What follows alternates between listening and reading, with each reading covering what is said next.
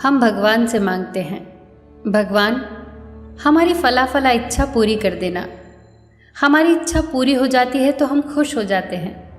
पर कई बार ऐसा भी होता है कि हम जो प्रार्थना करते हैं, दुआ करते हैं, वो कबूल नहीं होती और हमें दुख होता है। पर हम ये नहीं सोचते कि शायद वो प्रार्थनाएं इसलिए कबूल ना हुई हों कि उनके पीछे हमारी ही बर्बादी का सामान छुपा हो। क्योंकि जिसने हमारी रचना की है वो जानता है कि हमारे लिए क्या सही है क्या नहीं। एक बहुत पुरानी कहानी है जिसमें बहुत बड़ी सीख छिपी है। एक आदमी कई देशों की यात्रा करके अपने दोस्त के घर लौटा। रात उन्हीं के यहाँ ठहरा। उसने अपने दोस्त को बताया कि यात्रा के दौरान एक अनोखी चीज उसके हाथ लगी है, एक ताबीज। ये एक ऐसा चमत्कारी ताबीज है कि किसी की भी 3 इच्छाएं पूरी कर सकता है। उसने आगे कहा, मैंने सोचा था कि ये तुम्हें दूंगा, पर अब मैं डरता हूं कि दूं या ना दूं। मेरी भी 3 इच्छाएं इस ताबीज ने पूरी की हैं, मगर परिणाम बहुत भयंकर थे। और जिन जिन को भी मैंने ये ताबीज दिया उनकी इच्छाएं तो पूरी हुई, पर बहुत खतरनाक तरीके से। ये सब बातें दोस्त की पत्नी सुन रही थी। तुरंत उसने अपने पति से ताबीज मांगने को कहा। पति के मन में भी 3 इच्छाएं पूरी करवाने का लालच तो था, पर साथ ही साथ डर भी था।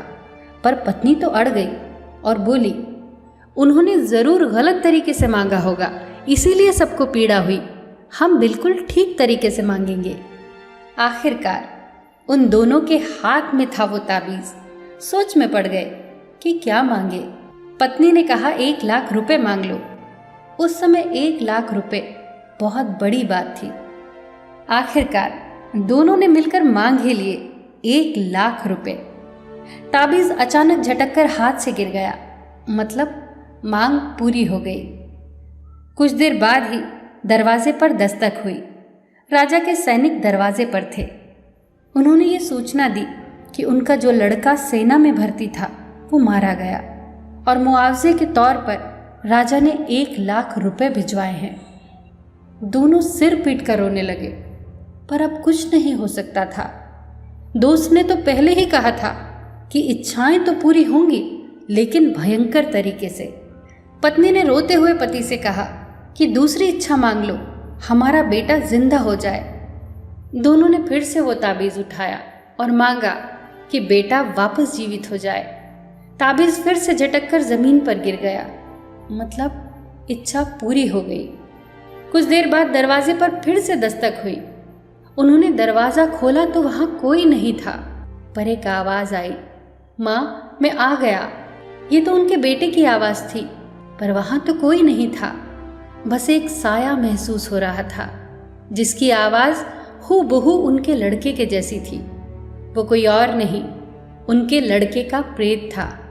क्योंकि उसके शरीर का दाह संस्कार किया जा चुका था, इसीलिए वो अपना शरीर धारण नहीं कर सका और प्रेत योनि में चला गया।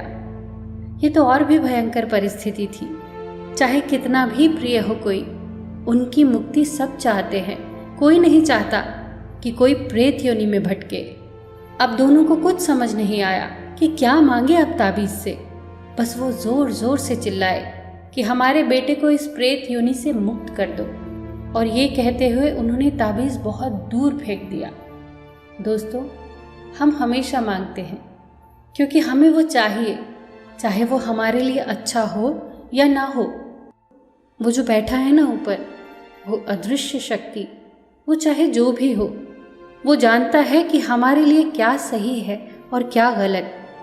उससे वो मत मांगिए जो हमें चाहिए, उसे हमें वो देने दीजिए जो हमारे लिए सही है।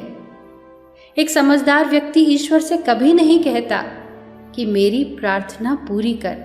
वो हमेशा यही कहता है कि जो तेरी मर्जी है वही करना। बस एक बात याद रखिए, आपकी हर चाल के बाद अगली चाल वो चलता है, वो ऊपर बैठा बाजीगर। आपकी चाल आपकी पसंद कहलाती है और उसकी चाल परिणाम। बस अपना कर्म करिए और सब कुछ छोड़ दीजिए उसके ऊपर। फिर मिलेंगे दोस्तों अगली कहानी के साथ। तब तक के लिए अपना ख्याल रखिए और हमेशा मुस्कुराते रहिए।